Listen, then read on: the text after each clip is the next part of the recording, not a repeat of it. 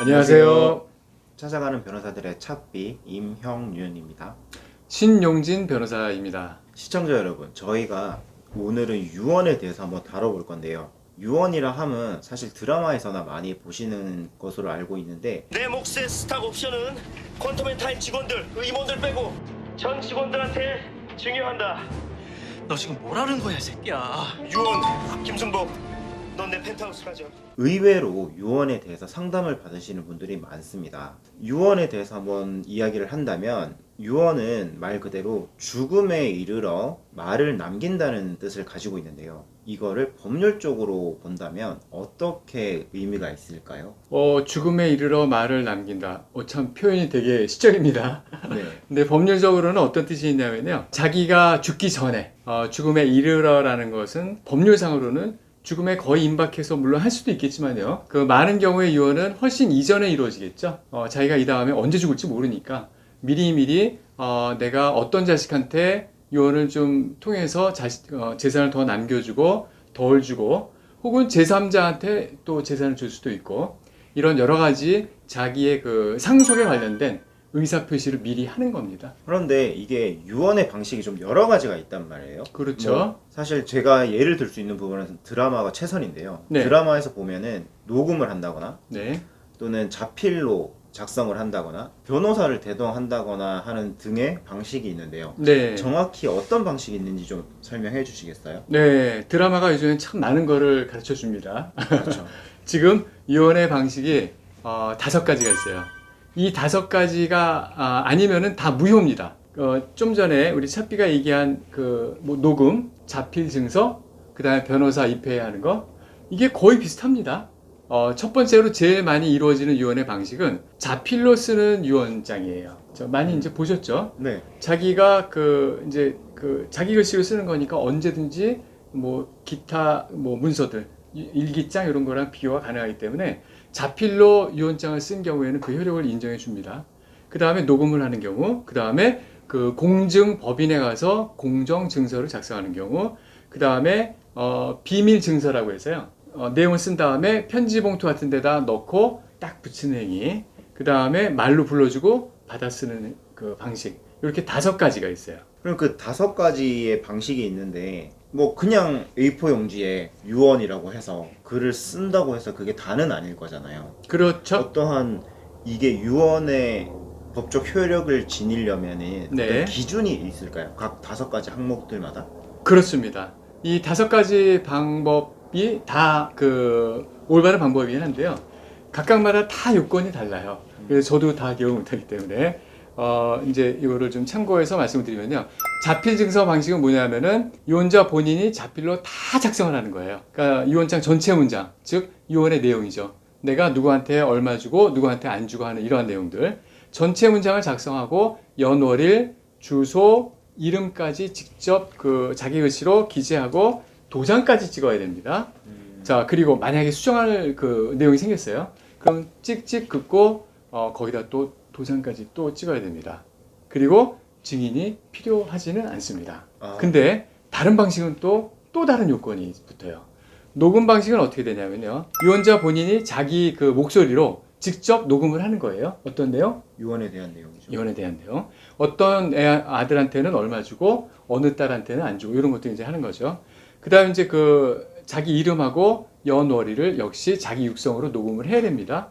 근데 이때는 증인 한 명이 옆에 계셔야 돼요. 그래서 지금 이 유언자 이분이 하셨던 그 내용이 맞습니다라고 하면서 자기 이름도 같이 녹음을 해줘야 돼요. 그리고 공증 방식에 의한 경우는 뭐냐면요. 유언하실 분이 공증사무실, 변호사 몇 분이서 모여있는 공증사무실에 직접 출석해야 됩니다. 힘들겠지만은 출석해서 유언의 내용을 말하면은 공증 변호사가 그것을 듣고 쓰게 됩니다. 유언장을. 그리고 읽어줘요. 그러면은 유언자와 데리고 갔던 증인 2명이 맞습니다 하고 또 거기다가 서명을 하셔야 돼요. 비밀 증서는 말 그대로 좀 비밀스러운 방식이에요. 유언하시는 분이 유언장을 작성합니다. 이때는 이제 자필이 아니라도 괜찮아요. 근데 그 내용을 편지 봉투 같은 데다 넣고 딱 불로 붙이시거나 이렇게 테이프 같은 걸로 꽝꽝 이렇게 아주 엄봉을 해야 돼요. 밀봉을 하고 그 봉투 표면에 이 유언장을 작성한 연, 월, 일을 기재를 반드시 해야 됩니다. 그리고 증인이 이때는 2명이 필요합니다.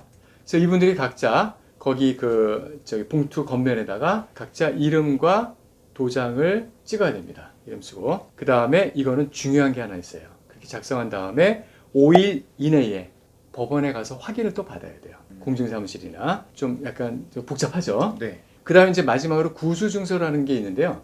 이게 이제 그 드라마에서 가끔 나오는 거죠. 이혼하시는 분이 굉장히 아프세요. 그래서 뭐 공증사무실에 나 도저히 못 가겠어.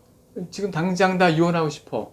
이럴 때가 생길 수가 있죠. 네. 그럴 때는 어떻게 할까요? 또 이분이 또 글씨도 못 써요. 그랬을 때는 말로 불러줄 수밖에 없잖아요.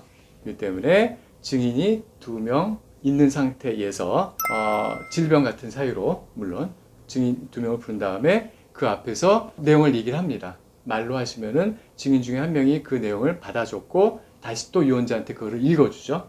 이게 맞습니까? 그러면은 유언자가 예 맞습니다. 이러면 이제 그때 그 증인 2명이 거기다가 기명, 날인, 이름 쓰고 도장을 찍으시면 돼요. 근데 이거는 일주일 이내에 또 법인에 가서 그 검인이라는 걸 받으셔야 돼요. 확인이라는 그 뜻인데요. 이러한 절차를 반드시 밟아야 됩니다. 그러면 지금 자필증서 말고는 네, 녹음과 공정증서 그리고 비밀증서, 구수증서 이 4가지 방법에는 증인이 다 필요하다고 하셨잖아요. 그렇습니다. 그러면 그 증인이 유언을 받는 이해관계자가 아니어야 되겠네요. 맞습니다. 그래야 이 사람이 거짓말을 할 수도 있는 거고. 그렇습니다. 이해관계자라면. 맞습니다. 이해관계자인데 그거를 조금 더 타당성 있게 한번 그 얘기해 보면요. 네. 그 유언자가 유언에 따라서 재산을 주는데 그 받는 사람이 증인이면 될까요, 안 될까요? 안 되겠죠. 그 사람은 배제를 해야죠. 네. 그건 이제 그 자기한테 재산을 준다라는 것을 내가 증언한다. 이게 좀 약간 모순적인 거죠. 근데 유언에 따라서 재산을 받지 않는 다른 상속인 같은 경우에는 증인이 될 수 있을까요? 그건 될 수 있다고 봐야 됩니다. 자기가 재산을 받지도 않는데 증언을 한다라는 것은 신빙성이 있죠. 그러니까 그건 가능하다는 얘기죠. 사실 그 증인이라는 사람을 이렇게 정하는 것도 좀 쉽지는 않을 것 같아요. 예를 들어 동생이라든지 네. 동생은 사실 유언을 자기의 재산을 상속함에 있어서 유언을 받드는 사람이 아니잖아요. 네. 네, 자식들이 다 하는 거니까. 그러면 친인척이라든지 아니면 친구라든지 네. 정말 제가 모르는 그냥 변호인, 네. 네, 가족들이 모르는 변호인도 가능한 건가요? 가능합니다. 그 공증을 담당하고 있는 뭐 공증법인의 그 변호사님 그분들이 아니고 그냥 일반적으로 자기가 아는 변호사 불러서 하면 됩니다. 그분들은 그 제3자에 해당되죠. 네. 그러니까 쉽게 말씀드리면 이게 제일 깔끔해요. 그 유언을 하시려고 할 때는요. 증인은 일단은 무조건 아까 뭐 1명이 되는 경우도 있는데 녹음 같은 경우는 근데 그러지 마시고 무조건 넉넉하게 2명을 항상 부르시는데 그 증인은 상속인을 일단 배제시키고 그 제3자 뭐 친구나 아니면 기타 제3자를 증인으로 데려와서 유언을 하시는 게 훨씬 더 안전하죠. 네. 그러면 유언을 할 때 보면은 조건이 있을 수 있잖아요. 네. 내가 죽고 나서 예를 들어 손자에게 나는 재산을 물려주고 싶다. 네. 그런데 그 손자가 20살이 지났을 때 효력을 주고 싶다. 네. 이렇게 유언을 남긴다면은 네. 그러면 유언을 남긴 사람이 사망하고 나서 그 조건이 실행돼야 유언 집행이 되는 거예요? 그렇습니다. 아니면은 네. 사망하고 나서부터 일단 유언의 효력은 발생을 하는 건가요? 유언은 언제 효력을 발생하냐면요. 유언하시는 분이 돌아가신 그 시간, 그 시점에 효력은 발생해요. 근데 좀 전에 이제 근데 손주한테 주긴 주는데, 얘가 20살 이전에 다 받아버리면은 흥청망청 쓰고 또 당할 수도 있잖아요. 사기당하고 뭐 할 수 있으니까. 얘 20살이 된 다음에 내가 주려고 하는 이 재산 줘. 이렇게 유언 남길 수 있죠. 그럴 경우에는 그거는 유언의 효력 발생 시점이 아니라 집행에 관련된 문제입니다. 그러니까 그 유언을 집행하는 유언 집행자라는 사람들이 있어요. 특별히 지정한 사람이 없을 경우에는 공동 상속인들이 공동으로 유언 집행자가 됩니다. 그러니까 즉 할아버지가 돌아가셨다라면은 그 아들들 자제분들이 이제 유언 집행자가 되죠. 근데 할아버지가 손주가 20세 넘은 다음에 얘한테 줘라고 유언을 남기셨다라면은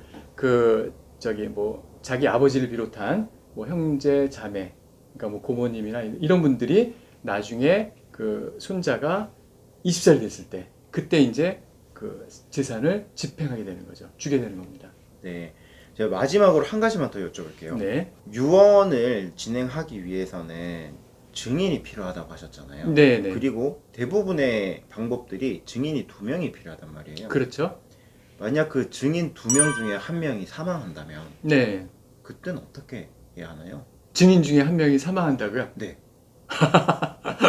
그러니까 유언장을 작성을 무사히 했어요. 네. 증인 2명 대동하에 했어요. 네, 네. 근데 나중에 그 유언하신 분이 돌아가셨는데 네. 그 중에 증인 1명이 죽었다는 얘기죠? 네, 맞습니다. 상관없습니다. 왜냐하면 유언장이 작성했을 때 증인이 적법한 분이었다라면은 그 유언장은 제대로 작성이 된 거죠. 근데 이분이 유언자가 돌아가실 때까지 그 증인이 살아있을 필요는 없는 거예요. 그렇죠? 네. 유언의 의사 표시는 미리 이루어졌기 때문에 그때 증인 적격이 있었으면 되는 겁니다. 네, 알겠습니다. 그러면 유언에 대한 설명은 네. 네, 여기까지 하고요. 네, 다음 시간에는 저희가 네, 유언의 사례에 대해서 한번 이야기를 다뤄보도록 하겠습니다. 네. 감사합니다. 감사합니다.